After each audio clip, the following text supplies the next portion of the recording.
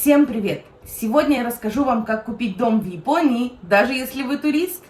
Я получаю очень много вопросов на тему, как вообще происходит покупка дома в Японии, как узнать, брошен дом или нет, какие налоги нужно платить, и что делать, если ты просто проходил мимо и увидел пустой дом, который тебе понравился.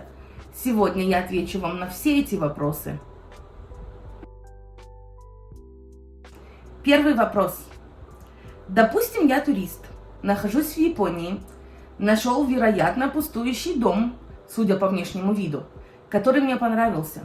Как узнать, кто собственник? Ну что ж, давайте попробуем разобраться, что к чему. Вот, например, один из домов, который я сняла. Согласитесь, выглядит как будто заброшенный. Довольно старый, кое-где обветшалый, слегка заросший, с очень старым забором. И кажется, что это 100% брошенный дом. А вот и нет. Это жилой дом.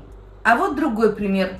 Дом аккуратный, ухоженный, и рядом табличка «Ирубукен» – объект на продажу. Так что да, в Японии бывает так, что дом может выглядеть как полуразвалина, но на самом деле это вполне жилой дом.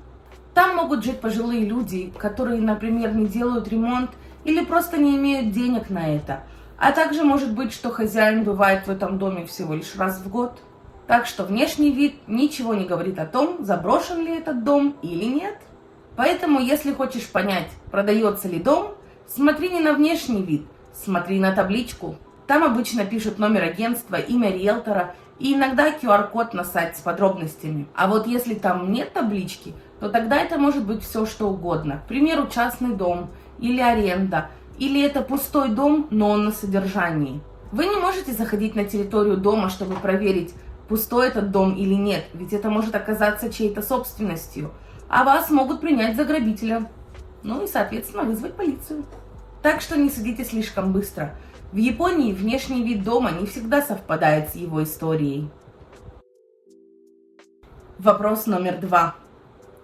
Как оформляется договор купли-продажи обычного дома и договор на брошенный дом? В Японии нет отдельного закона на покупку брошенного дома или обычного. Все дома оформляются одинаково. Давайте рассмотрим этот вопрос более подробно. К примеру, вы находите дом, который вам понравился. Дальше вы едете смотреть этот дом с риэлтором. И, к примеру, вас все устраивает в этом доме, и вы говорите риэлтору «хочу купить». И вот тут вас может ожидать подводный камушек. Хотя я бы сказала, что это целый булыжник. Ведь может оказаться так, что вы не первый в очереди на покупку этого дома. Мы лично попали именно в такую ситуацию. Мы нашли отличный дом в префектуре Тояма. Дом в отличном состоянии, прямо с выходом к морю. Сказка, а не дом. И вот когда мы сказали, что покупаем хоть сейчас, нам ответили: вы третьи в очереди. И в итоге дом достался не нам. Так что мой вам совет: узнавайте заранее, есть ли очередь. И если нет и вам понравился дом, долго не думайте, покупайте.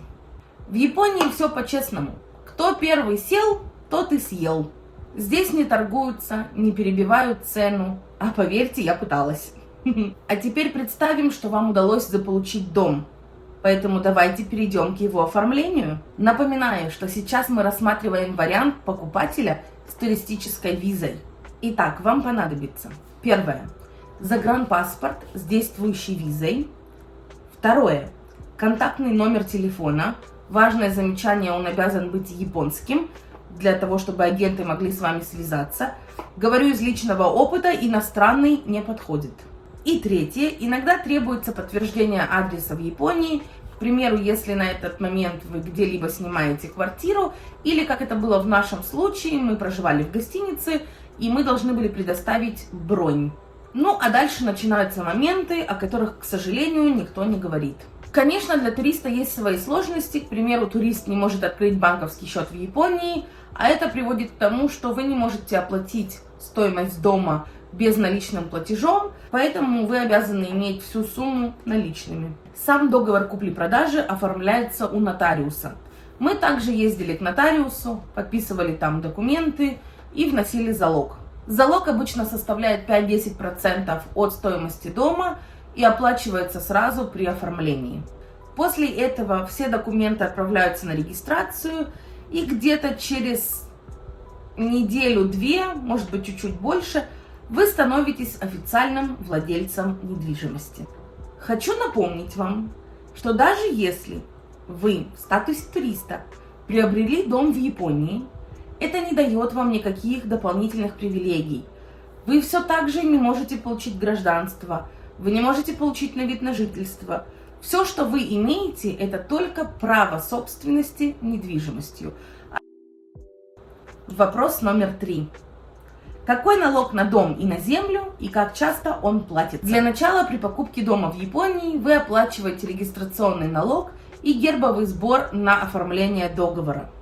Это единовременные платежи, которые платятся сразу при покупке дома. А вот ежегодные налоговые платежи вы платите уже на следующий финансовый год после приобретения дома. Такой налог называется Котейши Санзей, и он делится на точи – земля и татемоно – здание. Счет приходит раз в год весной, и вам предлагается опция оплаты всей суммы целиком, или же общую сумму разбивают на 4 платежа. Сумма зависит от местоположения, кадастровой стоимости и состояния. Еще один важный момент: если вы покупаете здание вместе с землей, то, соответственно, вы платите оба налога вместе. К примеру, у нас оба объекта, и мы платим в год 33 тысячи йен. Это вполне подъемная цена для Японии. Вопрос номер 4. Правда ли, что некоторые дома нельзя перестраивать? Где узнать такую информацию? О да, это правда.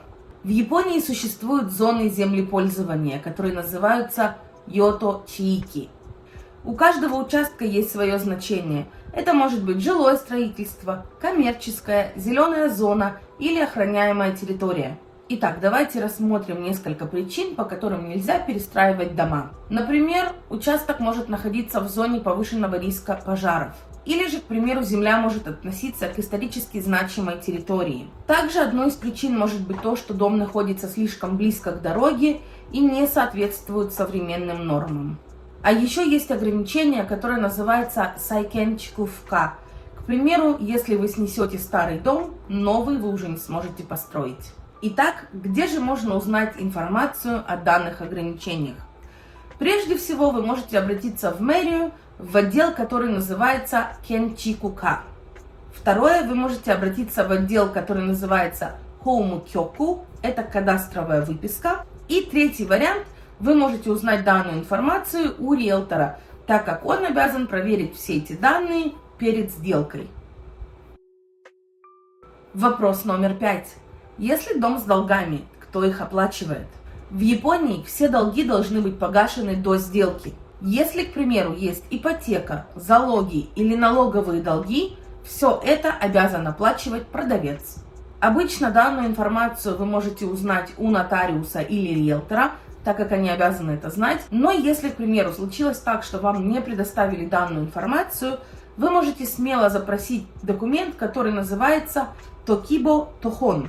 Это выписка из реестра, в которой будет указано, кто владелец, есть ли какие-либо долги или обременения и безопасна ли сделка. Напоминаю, вы не обязаны платить чужие долги, но вы обязаны проверить все до сделки. Вот такие были основные моменты. Как видите, процесс покупки дома в Японии довольно понятный. Конечно же, если знать все нюансы. Если у вас еще остались вопросы, напишите мне в комментариях, и я обязательно на них отвечу. Всем спасибо за просмотр. Пока-пока!